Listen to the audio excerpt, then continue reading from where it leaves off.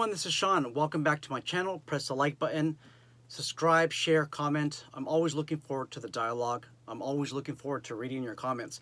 Those of you who have YouTube channels who comment to other people, I want to extend my thank you to you as well. And if you're a subscriber and you're watching these videos and you're seeing the valuable input that the other content creators are putting out there, please don't hesitate to subscribe to their channel as well. So let's talk about today's subject. We're going to talk about the tragedy of Marco Carral Duran in San Jose, California. He was a private security officer, a great private security officer. And then we'll be talking about the dynamics of domestic violence situations and how to handle them as a private security officer. So let's first talk about Marco. Marco was assigned to an apartment complex on June 13th of 2022 in San Jose, California. He stumbled upon a couple that was arguing. It was some type of domestic violence altercation. I don't know if it was a physical altercation or it was a verbal altercation. However, he found the need to intervene. As a result of him intervening, he was murdered. The suspect's wife was murdered, and this is all in the parking lot of the apartment complex. And the coward himself took his own life. So that's what happened. Family members of our slain private security officers tend to watch these videos. If you guys would please leave some kind words in the comment section below. Let's pray for a speedy recovery for the family. Something like this is so tragic. I'm sure they're still grieving. There's always that chance that they're going to go Google their family member's name and see what type of videos, what type of posts are being made on this family member. So let's say some nice things. And I want to tell you this, that Marco's death, this was something that was not in vain. There's a purpose behind this. So let's learn from this tragedy. And I'm not saying that Marcos was at fault. I'll tell you this, he was a brave soul and he took his job to the core. And we need to appreciate more security officers like Marcos. But we also need to learn from this tragedy. And in no way am I faulting Marcos for his response. At that point in time, he thought that whatever he did was the best form of action. I'm not privy to any information. All I did was read the news article, and that's all. Also, ladies and gentlemen, usually a couple months after one of these tragedies happen or occurs, the family members tends to go on social media and find more information, see what other people are saying. That's what I'm saying. Let's say some kind things, some words of encouragement, some words of support for our family members in the comment section below. Okay, so we have that tragedy in San Jose, California. And that tragedy exposes domestic violence in general. When security or law enforcement gets called to a scene of domestic violence, the relationship is already broken in half. Both parties or one of the parties no longer has respect for the other person. That's why they're physically hurting each other. They're disrespecting the other person in front of a lot of other people.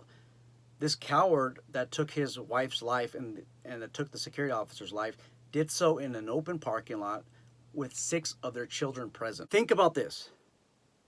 This person has audacity to argue, to disrespect his wife and his 6 children in a public area.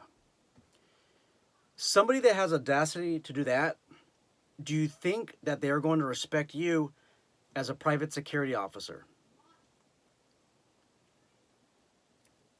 It's not going to happen. This person has lost respect for society, has lost respect for themselves, lost respect for their children, lost respect for his wife. You're not going to be an exemption. There's a verbal portion of domestic violence, and there is the physical portion. On a verbal portion, the suspect might threaten the spouse verbally or just start yelling. There's also the physical portion where the suspect starts physically attacking his or her partner. At what point do you intervene? Well, if this person verbally attacking their spouse, yelling in public and everything else, just keep in mind that you as a private security officer, when you make the decision to intervene and you actually do intervene, you're basically telling this person how to run their relationship. At least that's what that person perceives. When you do so, you run the risk of violence. Now, most of us, for one, we don't want other people telling us how to run our relationship. I mean, would you want a third party to tell you how to run your relationship? In a domestic violence situation, when it's just verbal at the moment, somebody can just become agitated as hell, for lack of a better term, because you are trying to intervene in their relationship. They don't want your advice. Even if you tell them, hey, they need to be quiet because they're scaring everybody in the complex. By you saying that, or you asking them to lower their voice, you're intervening in their relationship. You're intervening in their problem-solving ability, and it could become very dangerous for you. Now, if this becomes a physical altercation, the problem with security officers is the noble thing to do is to protect the weakest person there. And most of the time, it's usually the female. That's the noble cause. That's a noble thing that we do as private security officers. We are the sheepdog. We protect the weak against stronger people. That's at least how I was raised, and I know a lot of you guys watching this video are raised the same way or brought up the same way. It's in our blood, it's in our DNA. But that can get you killed. So I highly recommend that you don't physically intervene in a verbal or a physical altercation that involves domestic violence. I think the better thing to do is get on the phone and call 911. Be the best witness possible. Your job description is most likely observe and report. And just do that. And you guys do an awesome job doing that, of observing and reporting. Give a full description from top to bottom. And explain to dispatch what you're seeing. Give your location. Give status updates if you can. Notify your dispatch as well. Record the event on your body camera or other recording device. Okay, you're going to be the best witness possible. But I just would not physically intervene. And something else I want to mention is, not all cases, but in many cases, that when somebody is homicidal, they might show signs of being suicidal as well. This was a suicide murder. The coward took his life after he took the lives of everyone else. You got the murder, and then you got the suicide. A lot of these people are depressed. I'm not saying that when you're depressed, or if you're ever depressed, that you're homicidal, because that's fiction. I'm just saying that there's many circumstances, especially in domestic violence relationship, where the offender might kill a pet. Okay, might physically abuse a child right before the actual homicide. And we need to look at these warning signs as well. When you, as a private security officer, when you physically intervene or you intervene during a verbal altercation, you at that point in time represent the law. And I know there's many of you are saying, well, you should know the difference. It's common sense. What's the difference between security and police? At that point in time, when you're intoxicated, or you're intoxicated with violent information, okay, or you suffer from a behavioral health challenge, okay, your mind may not be as clear as you want it to be. It's clouded.